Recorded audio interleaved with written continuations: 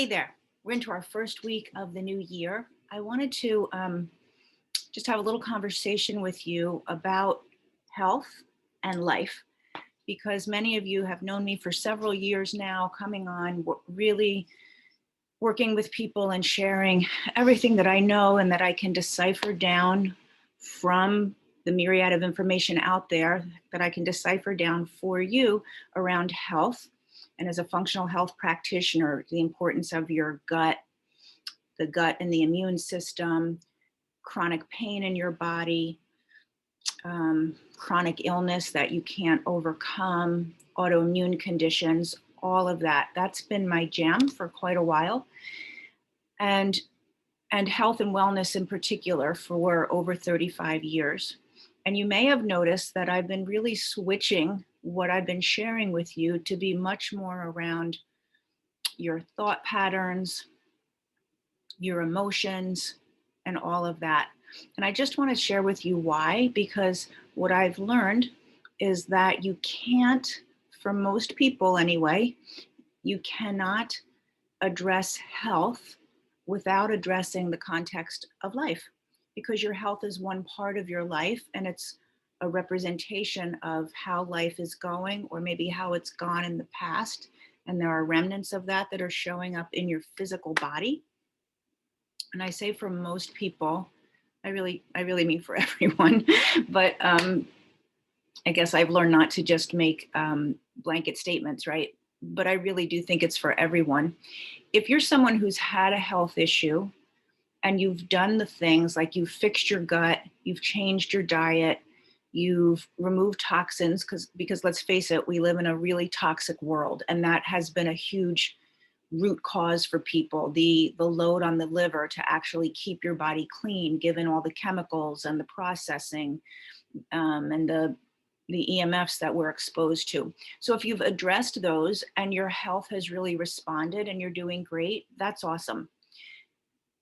For many people, they address those and they never really feel where they want to feel. They never really get full vitality back. They never really become pain-free. Those viruses, Epstein-Barr virus or Lyme disease, stays in their body because they don't fully clear it. And for those people, that's where I invite you to look, and that's where I have really shifted my work. I always worked in this realm. In the 1990s, I was a head transformation coach in an organization and worked with people on transforming the way they saw themselves, the way they saw the world, and to produce results with a shift in how they think. I was doing that in the 90s. Health became really my jam, and I became very passionate about it. And what I see is that bringing that back into your thought patterns and bringing your emotional home base where you feel in your body most of the time has to happen in order for your health to get better. So I just wanted you to have the whole picture as to why my messaging has changed. And if you are someone who has done all of that work and you still know that you need to address emotions, thought patterns, things that happened to you in your past, I invite you to reach out to me. I would love to share more with you about that. If you're someone who hasn't had health issues, you've not gotten a cancer diagnosis, you're not dealing with autoimmune conditions, you don't have an energy issue, and you want to, maybe you feel like that could happen, like the way that you live your life is kind of taking you down that path, I also invite you to reach out to me, because as with many doctors and health practitioners, I think I'm seeing more and more, the interest is, let's stop that from happening before it happens, right? Let's not become a managed symptom approach. Let's become a keep wellness, return to wellness and keep it approach. Let's become a thrive in health approach, as opposed to keep you tolerating what you've already got. So if you're in that camp and you're like, I don't want to get to, I could feel that my body is challenged, I could feel that I'm overwhelmed and stressed most of the time, I invite you to reach out to me, because that's where we go to work and we stop these conditions from developing as best as we can from this point of view.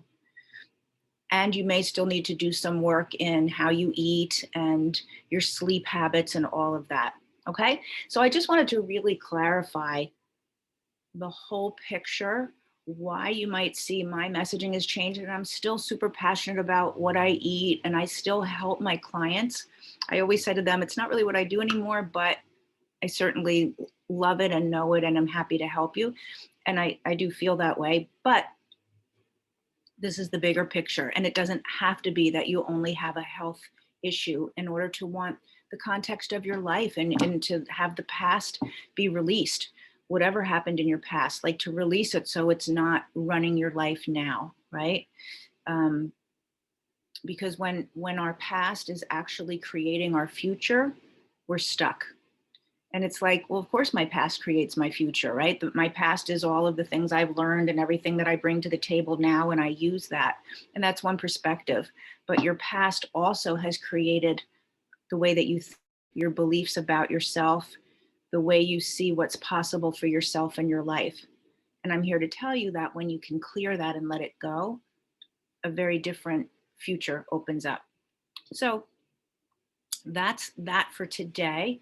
Um, and in the context of just having fun, I want to have a word for Wednesday, because it's a Wednesday and I've been doing that for quite a while. And the word is fun, right? How do we create life to be fun again? How do we create life so that the experience of having fun shows up on a daily basis, instead of maybe something you plan a few days throughout the year, or maybe one day a week, and the rest of the days are really hard and stressful, right? Let's talk about fun. So today's word for the week is fun. I'm anxious, or curious rather, to see how you put fun in your life. What is fun for you? How do you define it? And what do you do to create it regularly? Not just for other people, like if you're a parent, not just for your kids, so their kids are having fun, but what are you doing for fun? And for a long time, I didn't do that. I did not do that. So I want you to have the opportunity to think about that, and to maybe put that in your life today. Okay. All right. I will see you soon. Let me know where you're at with fun, or with any of the stuff that we talked about. Have a good day. Bye.